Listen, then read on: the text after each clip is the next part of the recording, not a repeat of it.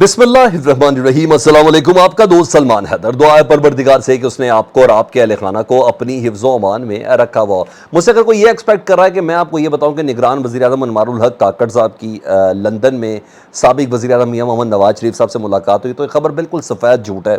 और मैं उसको 4 जगह से क्रॉस चेक कर चुका हूँ लंदन के किसी ज़राए से, क्योंकि ये वो दौर नहीं है और ना ही ये वो मुल्क ऐसा है कि जहाँ गाड़ियों की डिग्गियों के अंदर या तो साबिक़ वज़ीर-ए-आज़म या निगरान वज़ीर-ए-आज़म एक अच्छे तरीके से पार्सल होकर एवन फील्ड पहुँचेंगे या जी हाँ, उस होटल में पहुँचेंगे जिसको चर्चिल होटल कहा जाता है। तो ऐसी कोई चीज़ नहीं। हाँ, मैं इस बात से किसी तौर पर भी इनकार नहीं करता कि नवाज़ शरीफ साहब का नुमाइंदा, जो कि इस्टेब्लिशमेंट का भी रिप्रेजेंटेटिव है, जिसने शहबाज शरीफ और इस्टेब्लिशमेंट की डील जिन्होंने मिलकर करवाई थी, जी हाँ, वो उस होटल के अंदर ज़रूर मौजूद है। चर्चिल होटल के अंदर उस शख्स की भी रिहाइश है। मैं मलिक अहमद ख़ान साहब की बात कर रहा हूँ, जिनका मशहूर आम ये मामलात मशहूर है, जिनके सिलसिले में कि उनकी गाड़ी की डिग्गी में बैठकर शहबाज शरीफ साहब जनरल बाजवा के साथ डील करने के लिए या मुलाकात करने के लिए GHQ में जाते थे।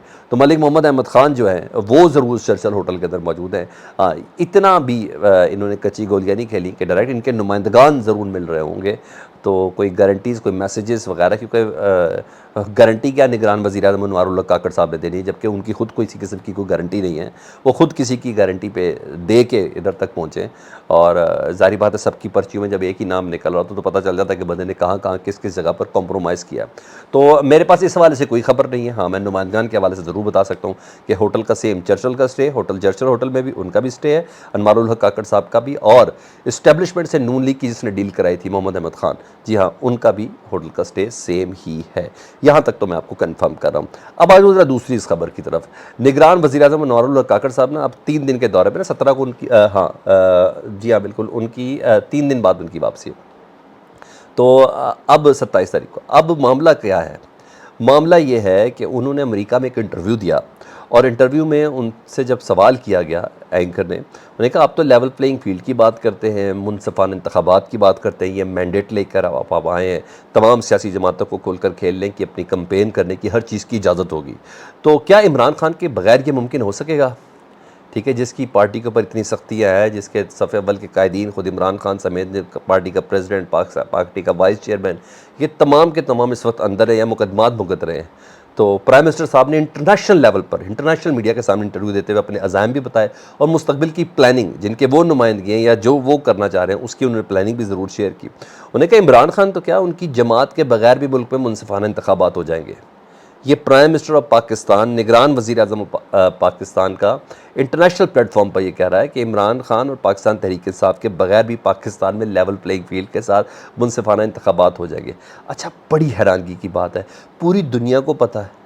अब ये अन्धे हैं तो मैं कुछ नहीं कह सकता ना, ये बिनाई रख के अंधे हैं, मैं नहीं, इनका नूर किधर चला गया कि पाकिस्तान की सबसे बड़ी पॉलिटिकल पार्टी है, जिसके डर से आज दूसरी बड़ी पॉलिटिकल पार्टी दुबक के लंदन के अंदर बैठी हुई है। 13 जमातें उसको ख़त्म नहीं कर सकी, उनके इत्तेहाद ने उसको कुछ नहीं किया, और सबसे पॉपुलर जमात है। और सब कहते हैं, और ये खुद कहते हैं, मैं आपको ज़ाती हलकों में बताऊँ, जिन हलकों के अंदर मेरा उठना बैठना है, ये खुद कहते हैं कि इंतखाबात ना कराने की सबसे बड़ी वजह इमरान खान साहब है, कि अगर इंतखाबात कराए तो इमरान खान फिर आ जाएगा।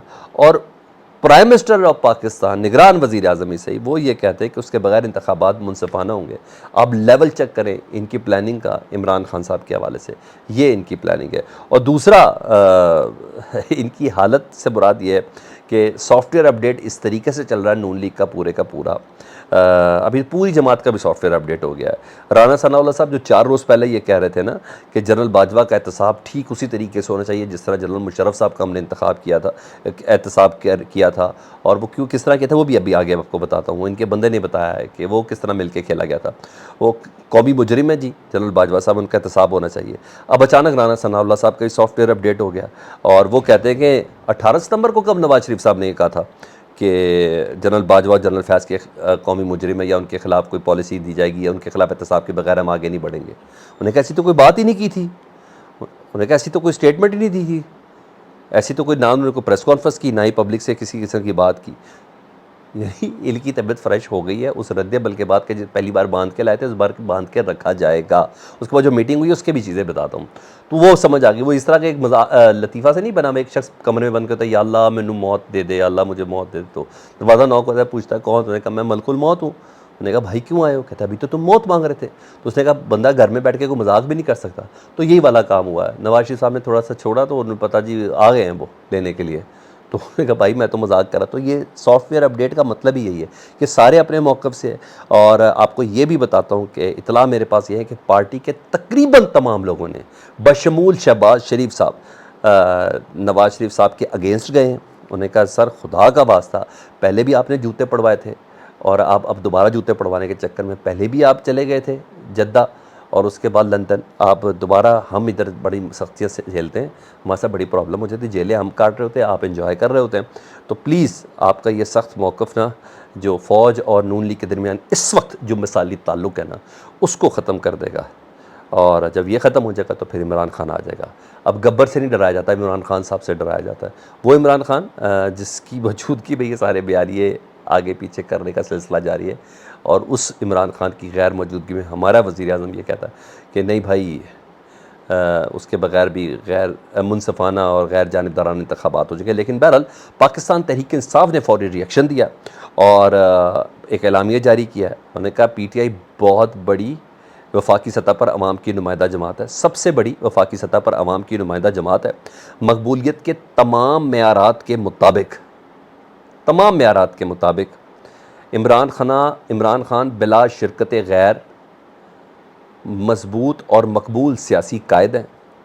निगरान वज़ीर-ए-आज़म को मालूम होना चाहिए कि इमरान खान या PTI के बग़ैर कोई भी इलेक्शन गैर आइनी, गैर कानूनी, गैर इखलाकी होगा, जिसे अवाम कभी भी कबूल नहीं करेगी। मतलब अनवारुल हक काकड़ साहब अपने बयान की वजाहत दें, उन्होंने ये कहा PTI ने बतौर निगरान वज़ीर-ए-आज़म अपनी हुकूमत को शर्रंगेज़ मंसूबे से अलग रखे।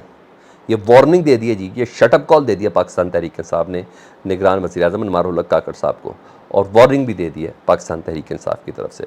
तो यहाँ तो ये चीज़ चल रही है। उधर कहते हैं कुछ घर के भेदी हैं, वो बेचारे बेवकूफ़ी में, जिस तरह राना सनाउल्लाह साहब हैं, जिस तरह जावेद लतीफ़ साहब हैं, जिस तरह मोहम्मद ज़ुबैर साहब हैं। अब अबसार आलम साहब ने एक TV इंटरव्यू में बताया, उन्होंने कहा जो पहले नवाज शरीफ साहब ने जो परवेज़ मुशर्रफ साहब के एहतसाब वाली बातें जो सब कुछ की थी, तो जब उन्होंने वज़ीर-ए-आज़म के ओहदे का हल्फ़ लिया था ना, तो बाकायदा इफ्तिखार चौधरी उस वक्त के चीफ़ जस्टिस थे, उनके साथ गठजोड़ की थी, उनके साथ अंडरस्टैंडिंग की थी। तो इफ्तिखार चौधरी साहब को भी ओहदे से हटाया, तो फिर वो साली बुकरा का जो सारा मार्च और ये सारी चीज़ें सब शुरू हुई थी। उन्होंने कहा उनके ख़िलाफ़ ना इफ्तिखार चौधरी साहब को इस्तेमाल किया गया था जी परवेज़ मुशर्रफ से इंतकाम के हवाले से। मतलब इफ्तिखार चौधरी और नवाज शरीफ का गठजोड़ था। तो इससे अंदाज़ा लगा ले, एक गठजोड़ इनका कमर जावेद बाजवा साहब के सामने समझ आता है, एक गठजोड़ इनका परवेज़ मुशर्रफ के हवाले से इफ्तिखार, वो कहते हैं ना वकील कैसी जज ही ख़रीद लाएंगे, तो ये इनका ये वाला हिसाब है, इन्होंने जज ही ले लिए। तो ये हर ज़िंदगी की स्टेज पे, अपने हर पॉलिटिकल स्टेज के ऊपर ये किसी न किसी के साथ अंडरस्टैंडिंग के साथ है। अबसार आलम साहब ये खुद बता रहे हैं, उन्होंने कहा मैं चैलेंज करता हूँ मेरी इस बात को कोई डिनाई कर दे, ठीक है जी। और ये इंकशाफ उन्होंने किया कि ये उस वक्त भी थे, और बाकी के इंकशाफ माशाल्लाह राना सनाउल्लाह साहब भी कह रहे हैं कि मजबूरी थी अब उनको वोट देना जनरल बाजवा साहब को, क्योंकि इमरान खान साहब के ख़िलाफ़ हम कोई बड़ा कदम नहीं ले सकते थे। ये डील ही की बिना थी जिसकी बिना पर हमने ये सारा काम किया, उनको एक्सटेंशन दी थी तो अभी हम ये ले सकते थे। तो इस पैराए के ऊपर ये लोग लेके चल रहे हैं जी मामलात। कोई ऐसी मुलाकात बराह रास्त तो नहीं है नवाज शरीफ और अनवारुल हक काकड़ साहब के बीच में, लेकिन हाँ इतना ये भी नहीं है कि अनवारुल हक काकड़ ऑक्सफोर्ड के स्टूडेंट से ख़िताब करने उधर पहुँचे मेरे पैसे से, मेरे टैक्स के पैसे से। नहीं, कोई गेम है, क्योंकि मैंने आपको नुमाइंदे से मुतल्लिक ज़रूर बता दिया कि होटल के अंदर वो मौजूद है। लेट्स सी, देखें क्या चीज़ें कहती। हाँ, बयानिया चेंज है, अब सब कुछ हो, पूरी पार्टी अगेंस्ट होगी नवाज शरीफ साहब के, ये मैं आपको कन्फर्म इतलात दे रहा हूँ, ठीक है। किसी ने भी नवाज शरीफ के बयानी को सपोर्ट नहीं किया, इसलिए आपको राना सना की शक्ल में यू टर्न अब नज़र आता हुआ नज़र आया, और एक दो दिन में आप देखिए इसी वीक के अंदर आपको हर चीज़ बदलती हुई नज़र आ जाएगी। नून लीग ने ये नहीं कहना, उसने इकॉनमी वाला बयानिया लेना है, जो मेरा ख्याल है बिकता हुआ नज़र नहीं आता। लेट्स सी, देखे क्या होता है। फीडबैक से मुतल्लिक ज़रूर आगा करें। अपना बहुत ख्याल रखें। अल्लाहुम्मा सल्ली अला मुहम्मद व आले मुहम्मद।